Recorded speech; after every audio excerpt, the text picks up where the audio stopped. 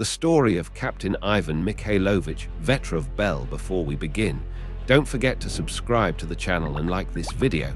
It helps keep the voices of heroes alive. I was 26 when the war broke out.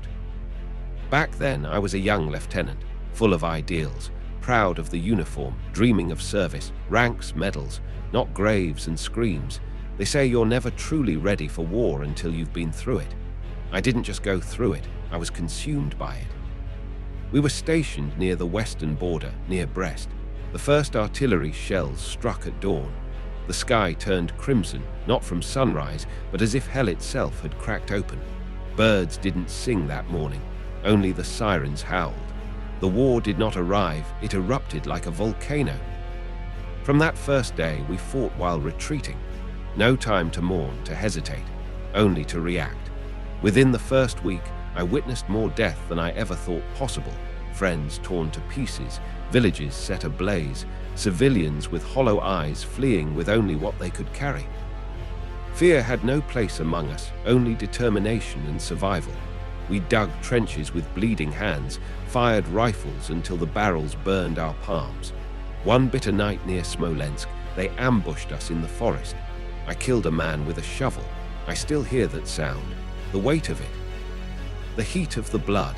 I threw up behind a tree, but the next morning I led a counterattack. In war, there's no time to break. You shatter and keep moving. There was a boy in our company, Collier, 17 years old. He lied about his age to enlist. His rifle was taller than him.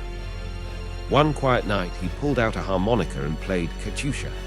Every man froze. For 2 minutes, we were no longer soldiers. We were sons, brothers, lovers, clinging to memories of peace. Collier died 2 days later. A piece of shrapnel tore through his throat. He bled out, calling for his mother. I held his hand as his light faded. I took his harmonica and carried it through the war, through the frost and fire. Winter arrived like a curse. In the trenches outside Moscow, we froze. Frostbite took fingers, rifles jammed, lice spread through our uniforms. Hunger gnawed at us like rats. Some men ate rats. Others boiled leather straps just to chew. But we fought, because capture was worse than death.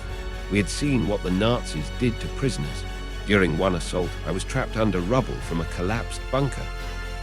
I lay there 12 hours, half buried in snow and blood. A medic, Anya, crawled under fire to reach me.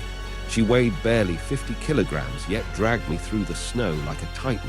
I later married her. Then came Stalingrad. No words suffice, just ashes, screams, ruins and shadows. One man leapt from a building with Molotov cocktails in both hands. He landed on a German tank and became fire. That day, we took back the square. That day, the war turned. By 1944, I was a captain. We pushed through Belarus, liberated burned-out villages. I saw children with eyes too old for their faces. In one hut, an old man dropped to his knees, kissed my boots and whispered. I thought we were forgotten. I had no words, only tears. Petya, my second in command, lost both legs to a mine. He joked, "Guess I won't dance at your wedding." He bled out smiling before the morphine kicked in. Berlin was madness. Every building a fortress, every street a graveyard, step by step, house by house. When we saw the Reichstag, it looked like a wounded beast. When the flag went up, there was no cheer, just silence, numb relief. Hollow victory. Military medal. If this story moved you, please like the video, subscribe to the channel, and explore my other war stories. Each one preserves the memory of a soldier who lived, fought, and bled for peace. When the guns fell silent, I expected peace. I found only stillness. I returned a hero, they said, but sleep wouldn't come. The dreams did, flames, screams, Collier's last breath. My wife would wake to find me gripping his harmonica, eyes wet. On Victory Day, I wear my uniform. I polish the medals, though I wish there were fewer. Each one was bought with blood. At the school, they ask me to speak. I tell them about sacrifice, about friendship.